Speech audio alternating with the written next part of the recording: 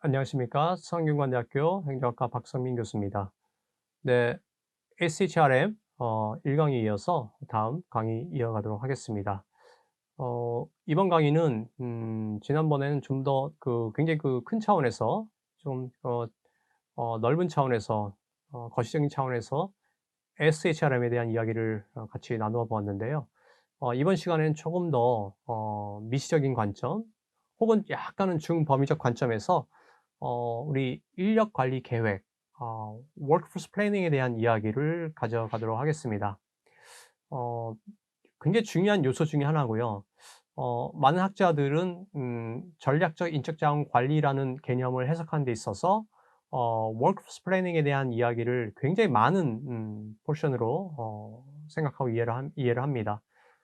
물론 인제 전략적 인적 자원 관리 내에서 어 WP라고 하죠. workforce planning에 대한 이야기는 일정 부분, 일부분이라고 분명히 이해될 수 있지만 또 관점에 따라서는 굉장히 중요한 가장 큰 영역으로 또 생각하는 부분이 있기 때문에 그러한 내용들을 오늘 좀 집중적으로 말씀을 좀 드리도록 하겠습니다. 마찬가지로 이 두 가지 책에 좀 근거해서 내용들을 좀 구성을 해 보았고요. 또 가능하다면 혹시 기회가 된다면 또 이 책들을 통해서 여러분들이 자가 학습을 하셔도 무방합니다. 자, 말씀드린 대로 우리 workforce planning에 대한 이야기로 오늘 강의 시작하도록 하겠습니다. 어 여러 가지 WP에 대한 이해도를 높이기 위해서 다양한 요소들을 습득하시면서 들어가야겠는데요. 그중에서 가장 기본이 되면서 중요한 4 가지 중요한 프로세스 내용들을 먼저 소개를 드립니다.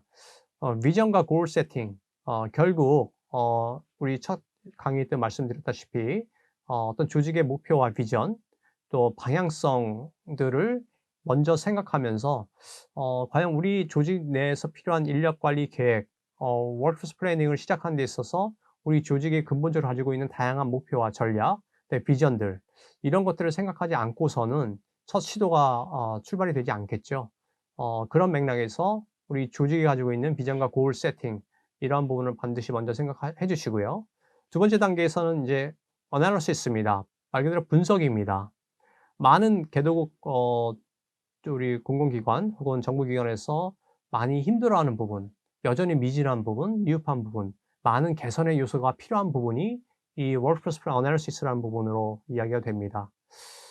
굉장히 심층적이면서 과학적이면서 또 굉장히 세밀하게 우리 조직 내에 있는 다양한 직무들과 또 우리 조직 내에 품고 있는 다양한 구성 요소들, 예를 들면 포지션이라든지 또 세부적인 occupation, 또 우리 조직 구성원들의 어떤 연령층이라든지 성별 혹은 학력 수준, 그리고 입직 루트, 또 다양한 우리 구성원들이 가지고 있는 여러 가지 동기 구성 요소, 또 좀 더 세밀하게 HR에 들어간다면 선발, 또 승진, 전보, 또 평가, 퇴직, 다양한 우리 인사 기능들의 전반적이면서도 세밀한 분석이 필요하다는 이야기죠. 이러한 분석이 없이는 사실은 진정한 workforce planning이 되지 않는다는 근본적인 전제 assumption입니다. 하지만 인제 중요한 부분은 많은 기관들이 이 부분을 스킵하고 있다는 부분, 미흡하게 진행하고 있다는 부분이 있습니다. 그래서 우리가 다시 한번 이 부분에 대한 중요성을 강조하지 않을 수 없고요. 그런 부분에서 이 workforce analysis에 대한 2 단계 요소 다시 한번 강조를 드립니다.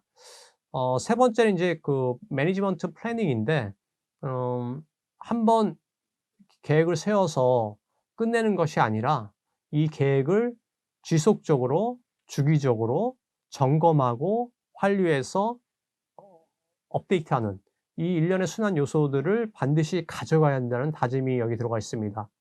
1 년, 3 년, 5년 주기적으로 우리가 한번 이 workforce planning에 대한 이야기를 계속적으로 생각을 해 봐야 되고요. 또 그러한 생각을 통해서 우리 기관은 혹은 기관장은 이 부분을 전략적으로 계속적으로 발전을 시켜 나가는 어떤 선순환적인 체계가 잡혀져 있어야 된다라는 다짐입니다. 이 부분을 인제 3 번으로 이야기를 드릴 수 있고요.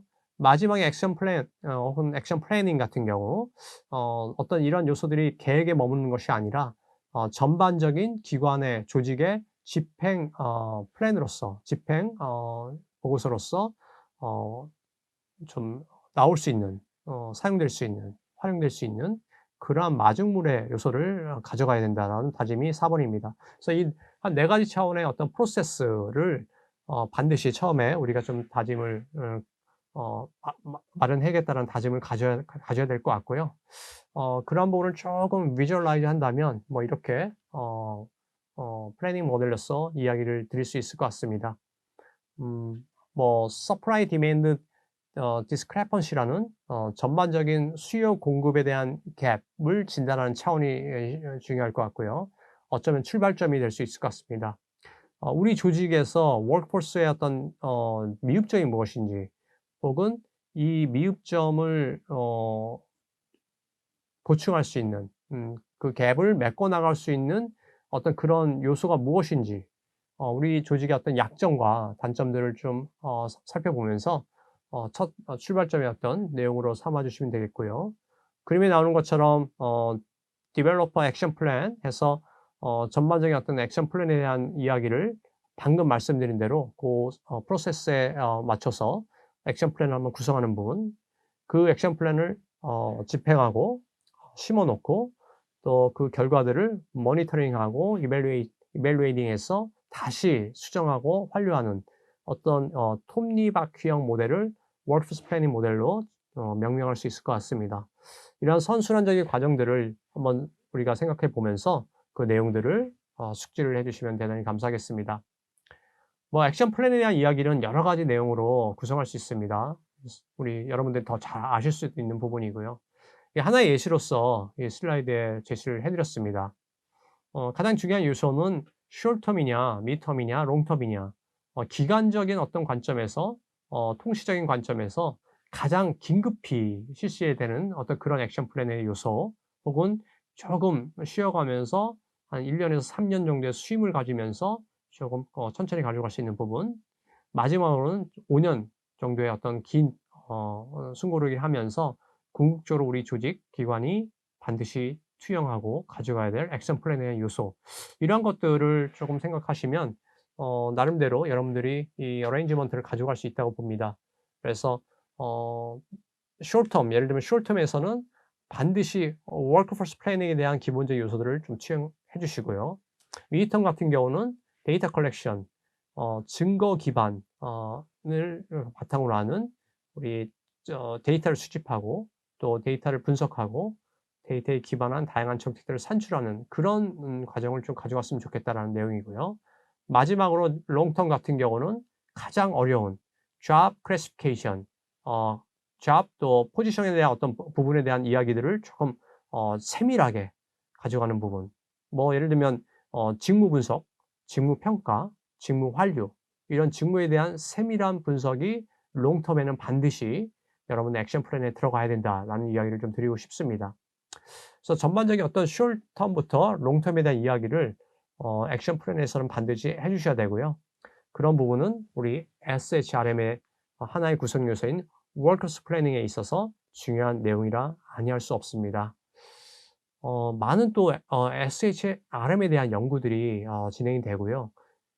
연구적인 관점, 특히 연구 보고서라든지 또 연구 논문이라든지 또 전략 보고서라든지 다양한 연구들이 좀 이렇게 취합이 되면서 실제에 대한 현상과 흐름들을 보다 심층적으로 분석하는 차원이 필요할 것으로 판단이 됩니다. 그런 맥락에서 우리 많은 인사관리 어 전문가들, 학자들이 어 SHRM에 대한 관심과 또 관심에 기반한 연구들을 지금 표출하고 창출해 내고 있는 단계인데요. 그런 어떤 예시들을 여기 좀 적어 놓아 보았습니다. 한번 내용들을 보시면서 '아 이러한 요소들은 굉장히 SHRM 연구에 있어서 중요하다. 이 요소들, 이 팩터들은 내가 한번 가져오면서 중요한 변수로 한번 디자인해 보겠다.'라는 여러분들의 동기와 여러 의지가 나오셨으면 하는 바람입니다. 그러한 목표로 이 하나의 그 논문들을 하나의 논문을 좀 제시를 했고요. 특히나 SHRM에 대한 연구를 하실 때 다양한 관점들을 투영하는 것도 중요합니다. 어 요 슬라이드 한번 보시면 우리 왼쪽에서는 레벨 1 애널리시스에서 개인적 차원이냐 조직적 차원이냐에 대한 이야기가 일단 들어가고요.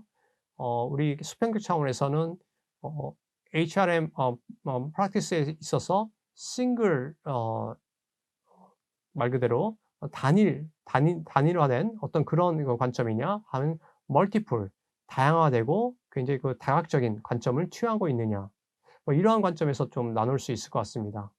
그래서 하나에 보면 예를 들어 보면 스트래티직 HRM이라는 부분이 들어가 있는데 음 스태틱 HRM 같은 경우는 다양한 구성 요소들을 포함하고 있고요.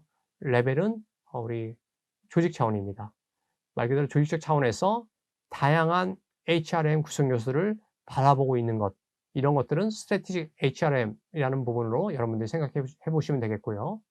반면에 옆에 있는 isolated functions 하면 여러 가지 다양한 관점들을 통합해서 바라보는 내용이 아니라 굉장히 단일화되고 분리된 어떤 펑션에 기반한 거기에 집중하는 내용으로 보시면 되겠습니다.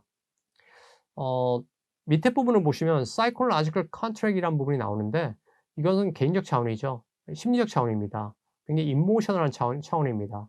그렇기 때문에 개인 차원에 머무르고 다만 이것은 다양한 그 HRM 시스템에 대한 요소들을 함께 바라보고 있는 내용이 있기 때문에 멀티플의 왼쪽으로 들어가고요.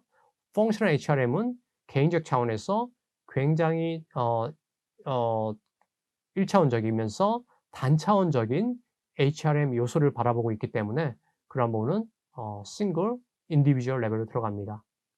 하나의 어떤 구도를 정형화된 구도를 예시를 드렸습니다만 여러분들 우리 SHRM을 생각하시는 데 있어서 우리 다양한 관점들, 분면들을 이렇게 구성화하시면서 나눠 생각하시는 그런 관점은 굉장히 유효하고 중요하다고 생각합니다. 앞서 드린 여러 가지 강의들과 지금 말씀드린 여러 가지 내용들 이런 것들을 좀 통합해서 우리 리서치 퍼스펙티브에 대한 이야기를 좀 드렸는데요. 시간 관계상 이 세세한 부분, 세밀한 부분은 다 말씀을 드릴 수 없습니다만 뭐 유니버설 리스트에 대한 관점이라든지 컨틴전트에 대한 관점, 또 컨피규레이션을 하는 관점, 컨텍스추얼한 관점 이러한 네 가지 뭐 아까 말씀드린 관점에서는 한 세 가지, 서너 가지의 관점들을 쭉 보시면서 가장 기본이 되는 전제는 무엇인가라는 것도 한번 보시고요.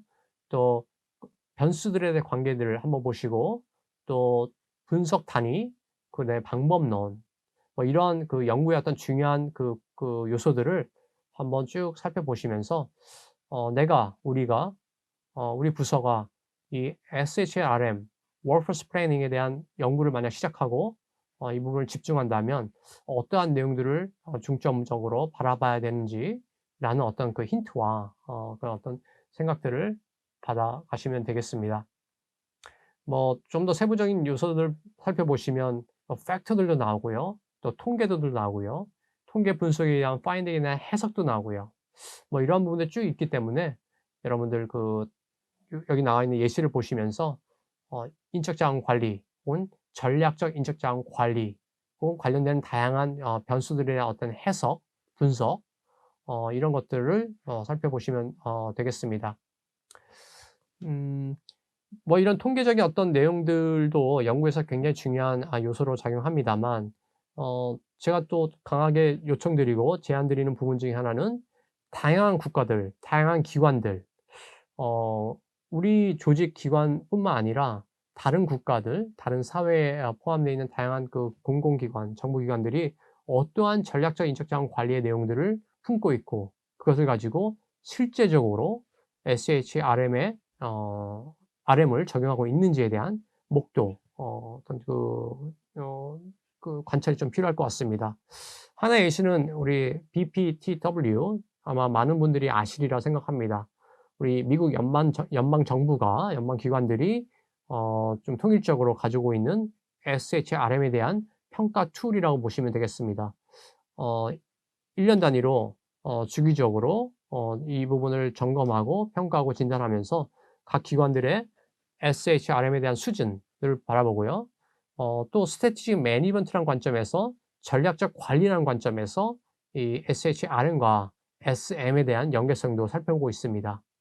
말 그대로 전략과 성과, 그리고 그 가운데 들어가는 인적 자원 관리의 그 역할, 이러한 것들을 유기적으로 바라보면서 우리 조직, 우리 기관들이 어느 방향으로 나가야 되는지에 대한 전반적인 관점 설계, 이런 것들이 내용에 많이 들어가 있으니까 여러분들 요 슬라이드 참고하시면서 이 전략적 인적 자원 관리, 전략적 관리에 대한 어떤 평가라든지 평가에 대한 어떤 환류 부분을 여러분들이 생각해 보시면 되겠습니다.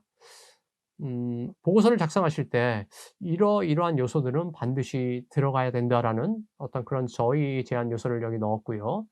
뭐 말 그대로 어떻게 이걸 contextualize 할지, 또 어떤 부분은 반드시 넣어야 할지, 그다음에 manuscript에 대한 어떤 이야기를 했을 때는 이러한 구성 요소가 반드시 들어가야 한다. 이러한 내용들이 들어가 있으니까 우리 여러분들 한번 보시면서 여러분들 참고를 해 주시면 대단히 감사하겠습니다.